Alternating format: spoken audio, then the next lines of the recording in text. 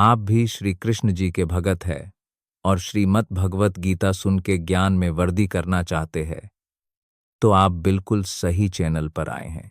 आपने अभी तक हमारे चैनल को सब्सक्राइब नहीं किया तो जल्दी से कर लीजिए, ताकि हर वीडियो का नोटिफिकेशन आपको मिल सके।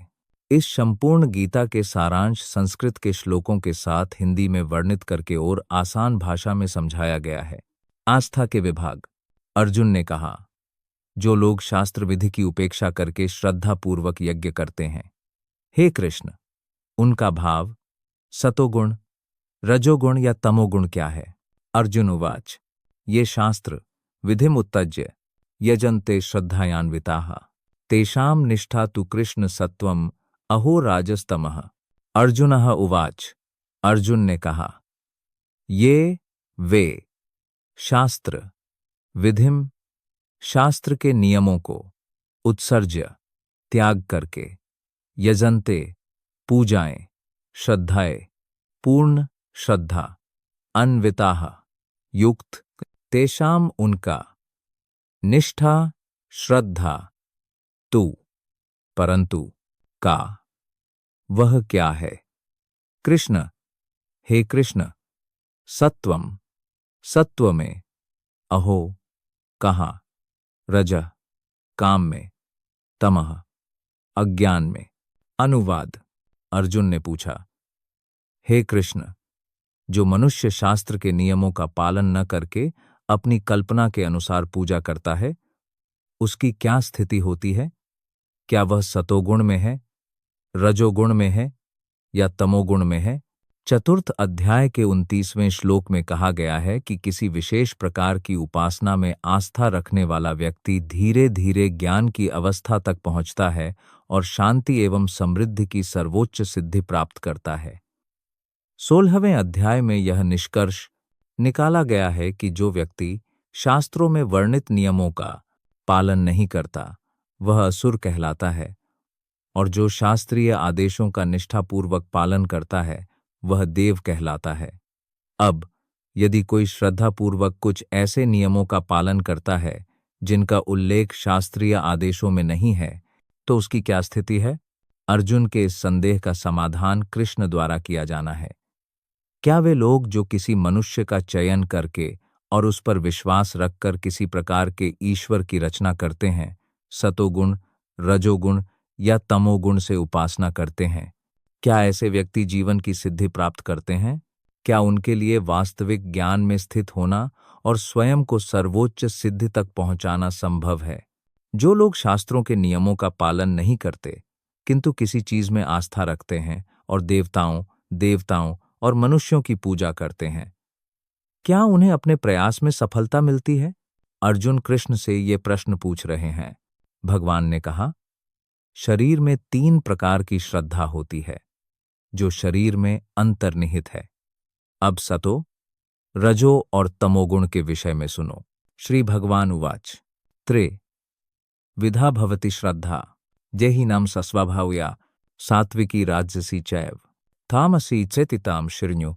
श्री भगवान उवाच, भगवान ने कहा, त्रिविधा 3 प्रकार, भवति बनना, श्रद्धा देहिनाम देहधारी का, स वह स्वभाव अपनी प्रकृति के गुण के अनुसार, सात्विकी सतोगुण, राजसी रजोगुण, च भी एव निश्चय ही तामसी तमोगुण, च और इति इस प्रकार, ताम वह, शु मुझसे सुनो। अनुवाद। भगवान ने कहा, देहधारी आत्मा द्वारा अर्जित गुणों के अनुसार उसकी श्रद्धा 3 प्रकार की हो सकती है, सतोगुण, रजोगुण, तमोगुण। अब इनके विषय में सुनो। जो लोग शास्त्रों के विधि विधानों को जानते हैं किंतु आलस्य या प्रमाद के कारण इन विधि विधानों का पालन करना छोड़ देते हैं, वे प्रकृति के गुणों के अधीन होते हैं। सतो, रजो या तमोगुणों में अपने पूर्व कर्मों के अनुसार वे एक विशिष्ट गुण वाली प्रकृति प्राप्त करते हैं। जब से जीव प्रकृति के संपर्क में आता है, तब से उसका प्रकृति के विभिन्न गुणों के साथ समागम निरंतर होता रहता है। इस प्रकार वह भौतिक गुणों के साथ अपने समागम के अनुसार विभिन्न प्रकार की मानसिकता प्राप्त करता है। किंतु यदि कोई प्रामाणिक गुरु की संगति करे और उनके नियमों तथा शास्त्रों का पालन करे तो इस प्रकृति को बदला जा सकता है। धीरे धीरे व्यक्ति अपनी स्थिति को तमोगुण से सतोगुण में या रजोगुण से सतोगुण में बदल सकता है। निष्कर्ष यह है कि प्रकृति के किसी विशेष गुण में अंधविश्वास व्यक्ति को सिद्धि की अवस्था तक पहुंचने में सहायता नहीं कर सकता। किसी प्रामाणिक गुरु की संगति में व्यक्ति को बुद्धिपूर्वक, सावधानीपूर्वक विचार करना चाहिए।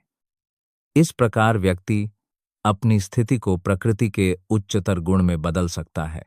हे भरतवंशी, सबकी श्रद्धा सतोगुण के अनुरूप है।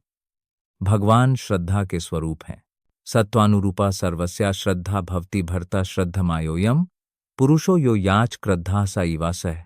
सत्व अनुरूपा अस्तित्व के अनुसार सर्वस्य सबका श्रद्धा भवति हो जाती है। भारत, हे भरतपुत्र, श्रद्धा मायाः पूर्ण अयम यह पुरुषः जीव, यह कोई भी, यत् वह श्रद्धा सह वह एव निश्चय ही सह वह प्रकृति के विभिन्न गुणों के अधीन अपने अस्तित्व के अनुसार मनुष्य एक विशेष प्रकार की श्रद्धा विकसित करता है। जीव को उसके द्वारा अर्जित गुणों के अनुसार एक विशेष श्रद्धा वाला कहा जाता है। प्रत्येक व्यक्ति की एक विशेष प्रकार की श्रद्धा होती है, चाहे वह कोई भी हो, किंतु उसकी श्रद्धा उसके द्वारा अर्जित स्वभाव के अनुसार सद, भावात्मक या अज्ञानी मानी जाती है। इस प्रकार अपनी विशिष्ट श्रद्धा के अनुसार व्यक्ति कुछ व्यक्तियों की संगति करता है। अब वास्तविक तथ्य यह है कि प्रत्येक जीव, जैसा कि 15वें अध्याय में कहा गया है, मूलतः परमेश्वर का अंश है। इसलिए व्यक्ति मूलतः प्रकृति के सभी गुणों से परे है। किंतु जब कोई भगवान के साथ अपने संबंध को भूल जाता है और बद्ध जीवन में भौतिक प्रकृति के संपर्क में आता है, तो वह विभिन्न प्रकार की प्रकृति के साथ संगति करके अपनी स्थिति उत्पन्न करता है। परिणामस्वरूप कृत्रिम श्रद्धा और अस्तित्व केवल भौतिक हैं। यद्यपि व्यक्ति किसी प्रभाव या जीवन की किसी धारणा से प्रेरित हो सकता है, फिर भी मूलतः वह निर्गुण या दिव्य है। इसलिए व्यक्ति को भौतिकता से शुद्ध होना होगा। परमेश्वर के साथ अपना संबंध पुनः प्राप्त करने के लिए उसने जो कल्मश अर्जित किया है, उसे त्याग दें। यही एकमात्र भयमुक्त मार्ग है। कृष्ण भावनामृत। यदि कोई कृष्ण भावनामृत में स्थित है, तो वह मार्ग उसे सिद्धि की अवस्था तक पहुंचाने के लिए निश्चित है। यदि कोई आत्म साक्षात्कार के इस मार्ग को नहीं अपनाता, तो उसे निश्चित रूप से प्रकृति के गुणों के प्रभाव से प्रेरित होना पड़ेगा। इस श्लोक में सत्व या श्रद्धा शब्द अत्यंत महत्वपूर्ण है। सत्व या श्रद्धा सदैव सत्कर्मों से उत्पन्न होती है। किसी की श्रद्धा किसी देवता, किसी सृजित ईश्वर या किसी मानसिक कल्पना में हो सकती है। यह किसी ऐसी चीज में दृढ़ श्रद्धा मानी जाती है जो भौतिक सत्कर्मों का उत्पादक हो। किंतु भौतिक बद्ध जीवन में भौतिक प्रकृति के कोई भी कर्म पूर्णतः शुद्ध नहीं होते। वे मिश्रित होते हैं। वे शुद्ध सत्कर्म में नहीं होते। शुद्ध सत्कर्म दिव्य होता है। शुद्ध सत्कर्म में ही व्यक्ति भगवान के वास्तविक स्वरूप को समझ सकता है। जब तक किसी की श्रद्धा पूर्णतः शुद्ध सत्कर्म में नहीं होती, तब तक वह श्रद्धा भौतिक प्रकृति के किसी भी गुण द्वारा संदूषित हो सकती है। भौतिक प्रकृति के दूषित गुण हृदय तक फैलते हैं। अतः भौतिक प्रकृति के किसी विशेष गुण के संपर्क में हृदय की स्थिति के अनुसार व्यक्ति की श्रद्धा स्थापित होती है। यह समझना चाहिए कि यदि किसी का हृदय सतोगुणी है, तो उसकी श्रद्धा भी सतोगुणी होती है। यदि उसका हृदय रजोगुणी है, तो उसकी श्रद्धा भी रजोगुणी होती है। और यदि उसका हृदय तमोगुणी या मोहगुणी है, तो उसकी श्रद्धा भी दूषित होती है। इस प्रकार हम इस संसार में विभिन्न प्रकार की श्रद्धा पाते हैं और विभिन्न प्रकार की श्रद्धाओं के कारण ही विभिन्न प्रकार के धर्म हैं। धार्मिक श्रद्धा का वास्तविक सिद्धांत शुद्ध सतोगुण में स्थित है, किंतु हृदय के दूषित होने के कारण हमें विभिन्न प्रकार के धार्मिक सिद्धांत मिलते हैं। इस प्रकार विभिन्न प्रकार की श्रद्धाओं के अनुसार ही विभिन्न प्रकार की उपासनाएं होती हैं। सतोगुणी पुरुष देवताओं, यक्षों तथा राक्षसों की पूजा करते हैं तथा रजोगुणी पुरुष उनकी पूजा करते हैं। अन्य तमोगुणी पुरुष मृतकों तथा भूतगणों की पूजा करते हैं। यायांते सत्विका दिवान यक्षर। राक्षसी राजा वे हैं जो देवताओं और राक्षसों के शत्रु हैं। यजंते पूजा। सात्विक जो सतोगुणी हैं, देवान देवता। यक्ष रक्षामसी राजसाह जो रजोगुणी हैं, वे राक्षसों की पूजा करते हैं, प्रेत मृतात्माओं की। भूत गपान भूतों की। च अन्य आदि की। यजंते पूजा। तामसः तमोगुणी जनाः लोग। अनुवाद।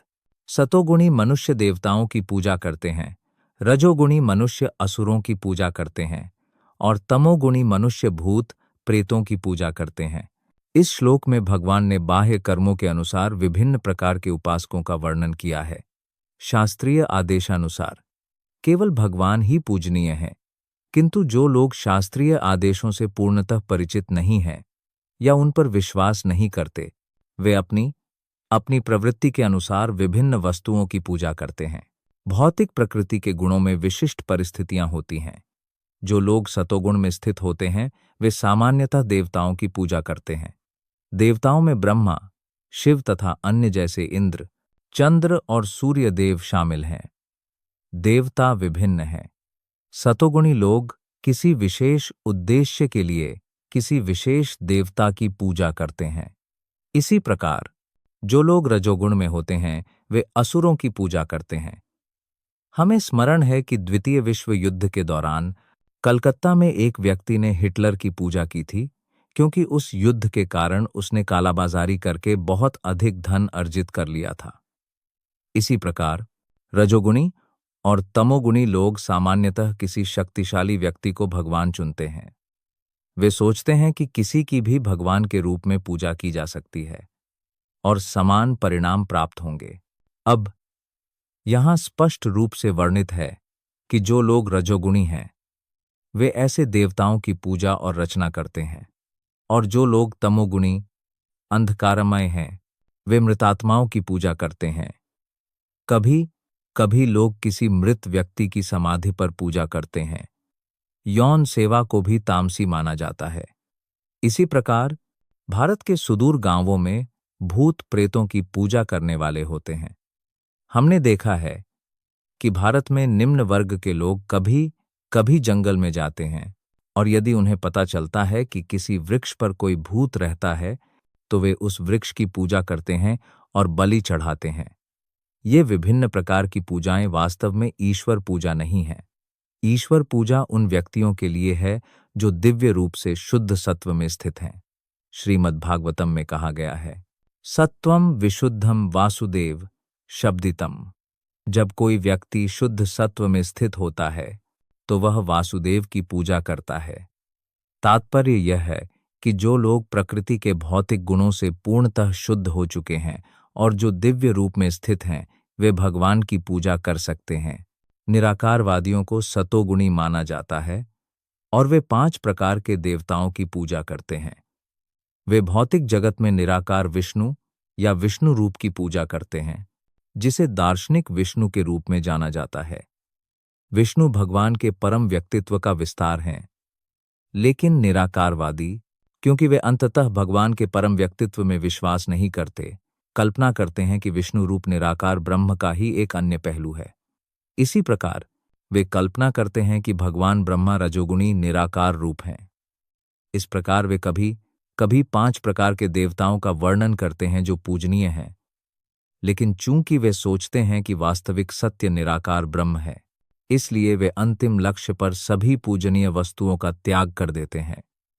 निष्कर्षतः प्रकृति के भौतिक गुणों के विभिन्न गुणों को दिव्य प्रकृति वाले व्यक्तियों की संगति से शुद्ध किया जा सकता है। आस्था के विभाग।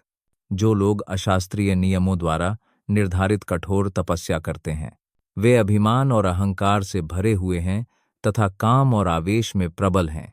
वे अचेत थे और अपने शरीर में भूतों की भीड़ को खींच रहे थे।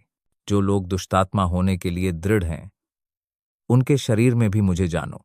शास्त्र विहितम घोरम तप्यन्ते ये तपोजनः दम्भहंकारा संयुक्ता काम रैगा बालान्विता कर्षयन्तः शरीर आकार शरीर ग्राम अचेतसः माम कैवन्तः शरीर शर्मित्तन मध्य छवि। निर्धारण। शास्त्रों में वर्णित नहीं। विहितम निर्देशित। घोरम दूसरों के लिए हानिकारक। तप्यन्ते तपस्या करने वाले। ये वे तपः तपस्या। जनाः व्यक्ति।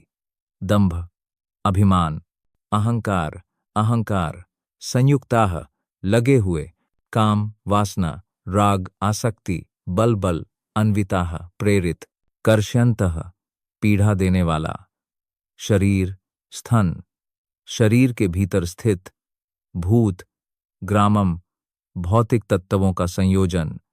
अचेतसः ऐसी भ्रमित मानसिकता से। माम मुझसे। चभी एव निश्चय ही।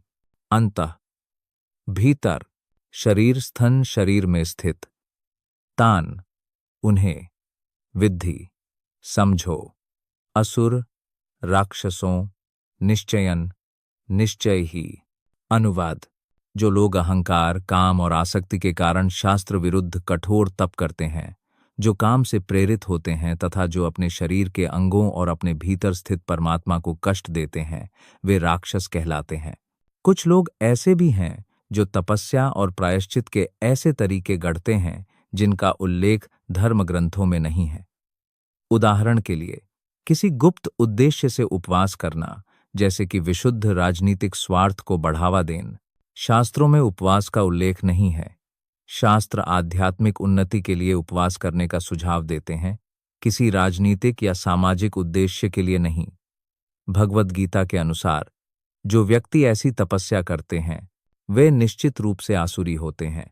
उनके कार्य शास्त्रीय आदेश के विरुद्ध हैं और सामान्य लोगों के लिए लाभदायक नहीं हैं। वास्तव में वे अभिमान, मिथ्या अहंकार, वासना और भौतिक भोग आसक्ति के कारण ऐसा करते हैं। ऐसे कार्यों से न केवल उन भौतिक तत्वों का संयोजन जिनसे शरीर निर्मित है विक्षुब्ध होता है, बल्कि शरीर के भीतर निवास करने वाले स्वयं भगवान भी विक्षुब्ध होते हैं।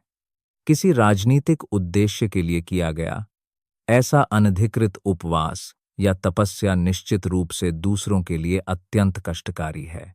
वैदिक साहित्य में इनका उल्लेख नहीं है। एक आसुरी व्यक्ति यह सोच सकता है कि वह इस विधि से अपने शत्रु या अन्य लोगों को अपनी इच्छा पूरी करने के लिए विवश कर सकता है, किंतु कभी कभी ऐसे उपवास से व्यक्ति की मृत्यु भी हो जाती है। ये कार्य भगवान द्वारा अनुमोदित नहीं है और वे कहते हैं कि जो लोग इनमें संलग्न होते हैं वे असुर हैं। ऐसे प्रदर्शन भगवान के परम व्यक्तित्व का अपमान है, क्योंकि ये वैदिक शास्त्रीय आदेशों की अवज्ञा में किए जाते हैं। इस संबंध में अचेतसः शब्द सार्थक है। सामान्य मानसिक स्थिति वाले व्यक्तियों को शास्त्रीय आदेशों का पालन करना चाहिए। जो लोग ऐसी स्थिति में नहीं हैं, वे शास्त्रों की उपेक्षा और अवज्ञा करते हैं और अपनी तपस्या और प्रायश्चित का अपना तरीका गढ़ लेते हैं। जैसा कि पिछले अध्याय में वर्णित है, आसुरी लोगों के अंतिम परिणाम को सदैव याद रखना चाहिए।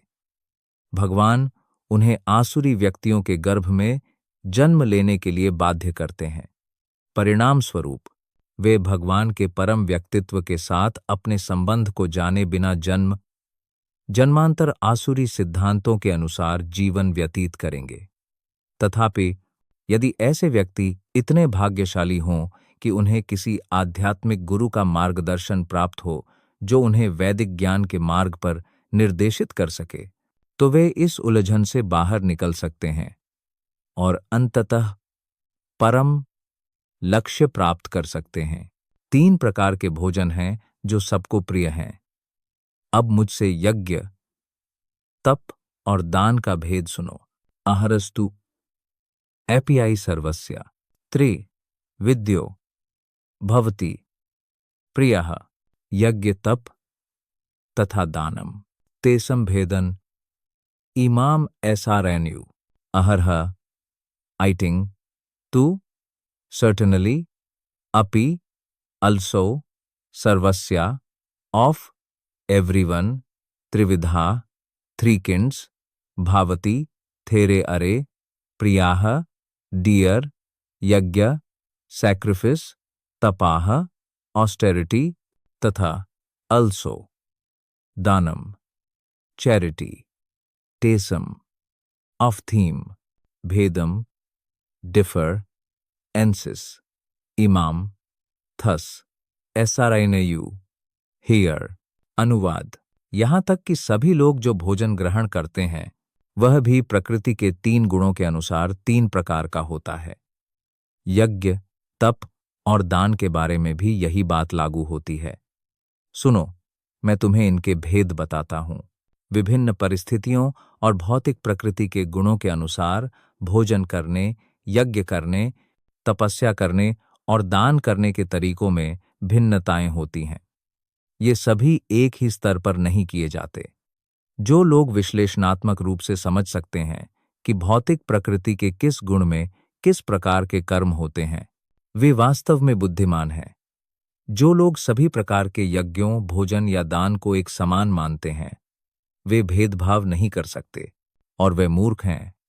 ऐसे मिशनरी कार्यकर्ता हैं जो यह तर्क देते हैं कि व्यक्ति जो चाहे कर सकता है और पूर्णता प्राप्त कर सकता है, लेकिन ये मूर्ख मार्गदर्शक शास्त्र के निर्देशानुसार कार्य नहीं कर रहे हैं।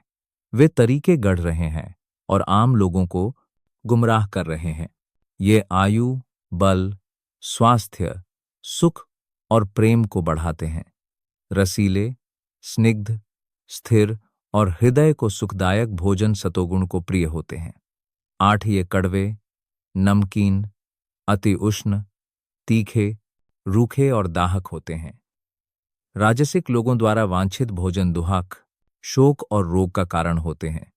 जो कुछ भी बचा हुआ, स्वादहीन, मवादयुक्त या सूखा हो, वह भी अशुद्ध होता है और तामसिक लोगों को प्रिय होता है। मां सत्व, बालरोग्य, सुख, आनंद, विवर्धनः विलासिता, निद्रा, शांत हृदय पोषण, सत्य, प्रेम, भगवद गीता, यथारूप, कटव, आमवला, लौनाटी, बाल, सीधे, हाथ, आहारशाही, उदासी, सदमा, प्रदाह, यत्ता यमम गता, रसम पूति पर्युसिटम च यत् उच्छिष्टम अपि कामेध्यम भोजनम तमसा प्रियम, आयुः, जीवन की अवधि, सत्व, अस्तित्व, बल, शक्ति, आरोग्य, स्वास्थ्य, सुख, सुख, प्रीति, संतुष्टि, विवर्धन, बढ़ाने वाला, रस्याः, रसीला, स्निग्ध, स्वादिष्ट, स्थिरः, स्थायी, हृदय, हृदय को प्रसन्न करने वाला, आहारः, भोजन, सात्विक, सौंदर्य, प्रियः, स्वादिष्ट, कटु, कड़वा, आंवला, खट्टा, लवण, नमकीन, अति उष्ण, अत्यंत गर्म, तीक्ष्ण, तीखा, रुक्ष, सूखा, विदाहीन, जलाने वाला, आहारः, भोजन, राजस्य, रजोगुणी, इष्टः, स्वादिष्ट, दुहक, संकट, शोक दुहक, अमाया, प्रदह, रोग उत्पन्न करने वाला, यातयमम, खाने से 3 घंटे पहले पकाया गया भोजन, गता, रसम, स्वादहीन, पूति, दुर्गंधयुक्त, पर्युषितम, विघटित, च, भी, यत, जो, उच्छिष्टम, दूसरों द्वारा खाया गया भोजन का अवशेष, अपि, भी, च, और, अमेध्यम, अस्पृश्य, भोजनम, खाने वाला, तामस, की अवस्था में, अंधकार, प्रियम, प्रिय। अनुवाद। सतोगुणी भोजन आयु बढ़ाता है, जीवन को शुद्ध करता है और बल, स्वास्थ्य, सुख एवं संतुष्टि प्रदान करता है। ऐसे पौष्टिक भोजन मधुर, रसीले, वसायुक्त एवं रुचिकर होते हैं। जो भोजन अत्यधिक कड़वा, अत्यधिक खट्टा, नमकीन, तीखा, रूखा एवं गर्म होता है, वह रजोगुणी लोगों को प्रिय होता है। ऐसे भोजन दुहख, क्लेश एवं रोग उत्पन्न करते हैं। खाने से 3 घंटे से अधिक पहले पकाया गया, स्वादहीन, बासी, सड़ा हुआ, सड़ चुका एवं अशुद्ध भोजन तामसी लोगों को प्रिय होता है। भोजन का उद्देश्य जीवन की अवधि बढ़ाना, मन को शुद्ध करना और शारीरिक शक्ति को बढ़ाना है। यही इसका एकमात्र उद्देश्य है। प्राचीन काल में महान विद्वानों ने उन खाद्य पदार्थों का चयन किया जो स्वास्थ्य के लिए सर्वोत्तम थे और जीवन को बढ़ाते थे। ये सभी खाद्य पदार्थ स्वभाव से शुद्ध हैं। ये मांस और मदिरा जैसी अछूत वस्तुओं से सर्वथा भिन्न हैं। 8वें श्लोक में वर्णित वसायुक्त खाद्य पदार्थों का वध से प्राप्त पशु चर्बी से कोई संबंध नहीं है। पशु चर्बी दूध के रूप में उपलब्ध है, जो सभी खाद्य पदार्थों में सबसे अद्भुत है। दूध, मक्खन, पनीर और इसी प्रकार के अन्य उत्पाद पशु चर्बी को ऐसे रूप में प्रदान करते हैं जिससे निर्दोष प्राणियों की हत्या की आवश्यकता ही नहीं रह जाती। यह हत्या केवल पाशविक मानसिकता के कारण ही चलती है। आवश्यक चर्बी प्राप्त करने का सभ्य तरीका दूध है। वध अवमानवीय मार्ग है। प्रोटीन मटर, दाल, गेहूं आदि से प्रचुर मात्रा में उपलब्ध है। रजोगुणी भोजन जो कड़वा, अत्यधिक नमकीन, अत्यधिक तीखा या लाल मिर्च मिला हुआ हो, पेट में बलगम उत्पन्न करके दुहख उत्पन्न करता है, जिससे रोग होता है। तमोगुणी भोजन मूलतः वे होते हैं जो ताजे नहीं होते। खाने से 3 घंटे से अधिक पहले पकाया गया कोई भी भोजन प्रसाद भगवान को अर्पित भोजन को छोड़कर तमोगुणी माना जाता है। सड़ने के कारण ऐसे भोजन से दुर्गंध आती है जो प्रायः इस गुण वाले लोगों को आकर्षित करती है, लेकिन सतोगुणी लोगों को दूर भगाती है। भोजन के बचे हुए भाग को केवल तभी खाया जा सकता है जब वह उस भोजन का हिस्सा हो जो पहले भगवान को अर्पित किया गया हो या जिसे पहले संत पुरुषों, विशेषकर आध्यात्मिक गुरु ने खाया हो। अन्यथा भोजन के बचे हुए भाग को तामसी माना जाता है और वह संक्रमण या रोग को बढ़ाता है। ऐसे खाद्य पदार्थ यद्यपि तामसी व्यक्तियों को बहुत स्वादिष्ट लगते हैं, किंतु सतोगुणी लोग उन्हें न तो पसंद करते हैं और न ही स्पर्श करते हैं। सर्वोत्तम भोजन भगवान को अर्पित किए गए भोजन का बचा हुआ भाग है। भगवद गीता में भगवान कहते हैं कि वे भक्तिपूर्वक अर्पित की गई सब्जियों, आटे और दूध से बनी चीजों को स्वीकार करते हैं। पत्रम पुष्पम फलम तोयम।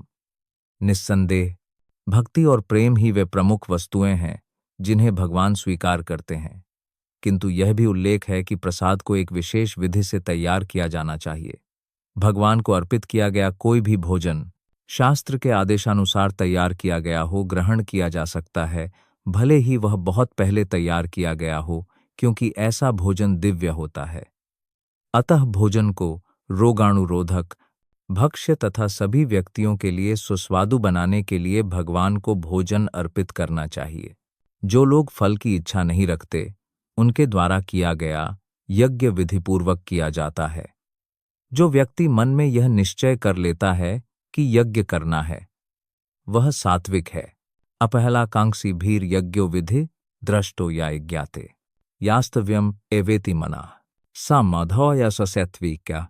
अफल कांक्षीभिः फल की इच्छा से रहित यज्ञ यज्ञ विधि तदनुसार दृष्टः निर्देश यह कोई भी इज्जते करता है, यष्टव्यम करना ही चाहिए, एव निश्चय ही, इति इस प्रकार।